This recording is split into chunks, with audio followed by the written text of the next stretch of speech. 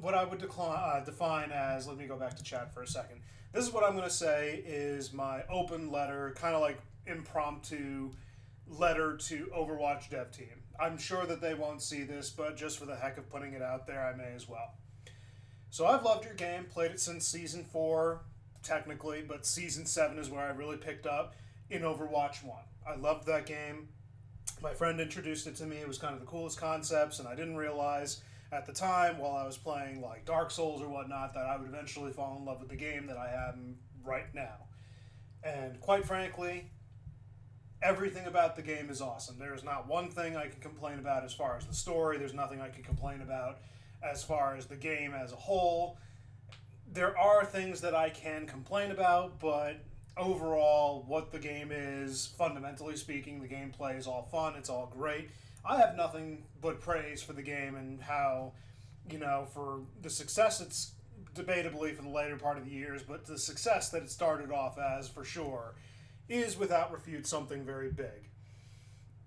Something definitely to admire. But as of Overwatch 2, so let me give a little history lesson here. So I don't know if the rumor is true on this one, so I'll just lead with, I don't know if this is true. Take it with a grain of salt. But if I understood correctly, that there was a rumor going on that the beginning of Overwatch 2 technically began at the beta, roundabout the beta, if not post beta, like maybe a month or half a year in. Overwatch 2 technically began its development there, that there was plans to make a continuation of the game, and that's where it technically began, and the team was kind of focused on putting in little bits every once in a while. So if we want to be granular, technically they were split at that point. Now, again, I don't know if this rumor is true. I'm not going to go putting this out there as if it's fact. So I'd suggest maybe finding some confirmation before I bake this gospel truth. But even if, let's just hypothetically say that that's not true. So even if we say that Overwatch 2 technically began its journey somewhere later down the line, it really doesn't matter. But it began its journey down the line. We still got abandoned for 3 years. We got abandoned for 3 years with stagnant gameplay, lack of any patches, only a couple of maps here and there because they didn't want to just leave us without nothing, and all those maps, for the most part, sucked on a game mode that nobody's literally talking about anymore. I have yet to see anybody talk about the free-for-all or anything like that other than like post-match stuff. It's really weird. I don't understand it myself. But the thing that I'm most pissed off about is that there's 3 years of silence, a stale meta, and people usually, when they argue that, 6v6 was so much terrible than 5v5, they point to the whole stagnant year the stagnant 3 years that we had after Echo, saying that was the evidence that you need, but you forget they stopped working on it. They stopped doing different patchwork because they were trying to focus on stuff. The reason that the 6v6 crowd, the ones that defend it avidly now, are now a little bit more vocal is because the promise that we had been waiting on, and they convinced us after the launch of Overwatch 2 that they were still working on it for a time until just before the Overwatch League got dismantled, that they're like, yeah, we can't deliver on this promise. Gee, so now not only did you lie to us, but you also literally I believe it's sandbagged. Was it sandbagged? What was the word that they used?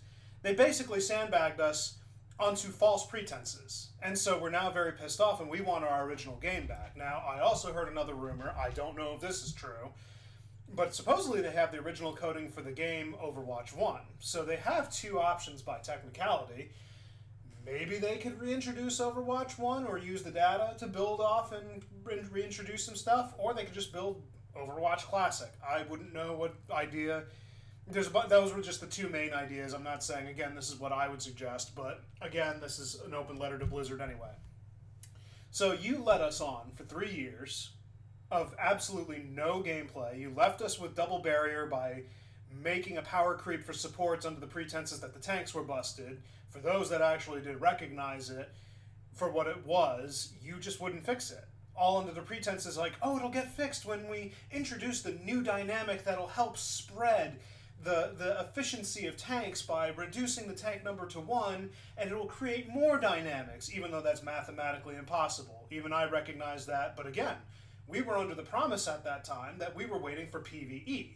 So we were waiting on this incredible, expansive thing that you were working on that was literally so ambitious that no other game in history ever pulled this kind of a thing.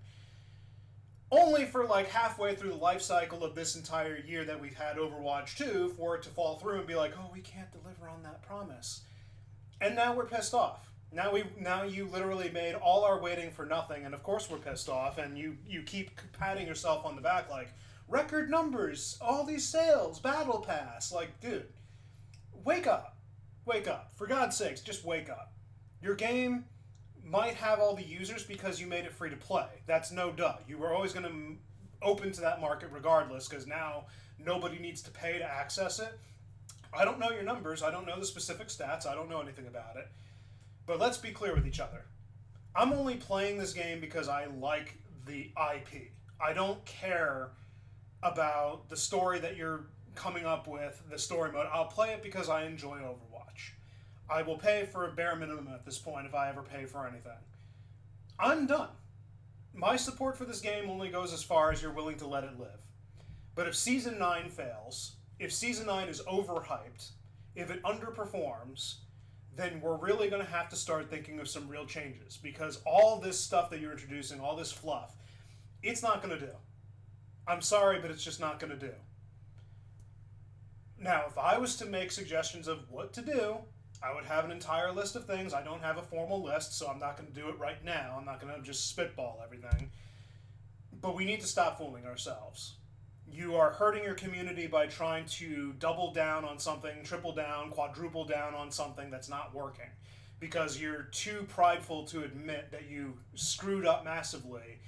Because you want to keep, and that's another thing too. I would like to just throw this out there. Again, I don't agree with the firings. I understand people need jobs, blah blah blah. The reason I don't feel so bad is because there was a point in my life where I was laid off for one reason or another.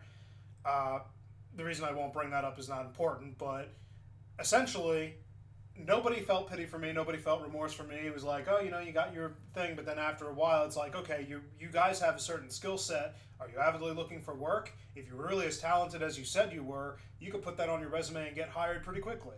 I'm not very torn over all the firings, and quite frankly, I don't care. They had to do the layoffs and whatever they did.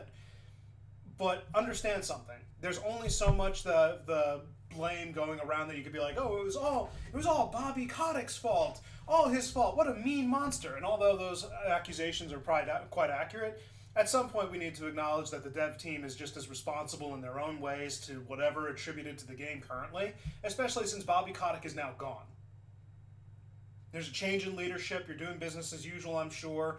But surely someone was trying to fight for us, because there's enough grinning through the teeth of like saying, hey, we love our community, we love our game, and we're trying to make it the best possible, but you didn't do anything to fix it. It's been falling to shit, and there's only so much blame to go towards leadership that it's only on the leadership. No. I'm done buying into that. Your game's dying. You now have an opportunity to introduce some new things to try and correct it. I get it, but let's be 100% honest. Again, if Season 9 fails, enough is enough. If it falls short, all this ambitious changing to try and, again, double, triple, quadruple down on all the bad decisions you've been making, I think it's time to consider swallowing your pride and admitting defeat. There is nothing that you can't build back from as long as you do right by your community. And quite frankly, that's about as much emotion as I have into it. I've been burning out trying to formulate words and figure out how I'm going to say this, but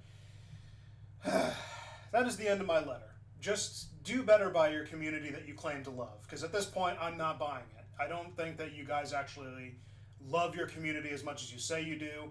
You claim to listen to feedback, but a lot of deaf ears have been falling on some really good ideas from your community. And, oh, hi there. Yeah, that's pretty much it.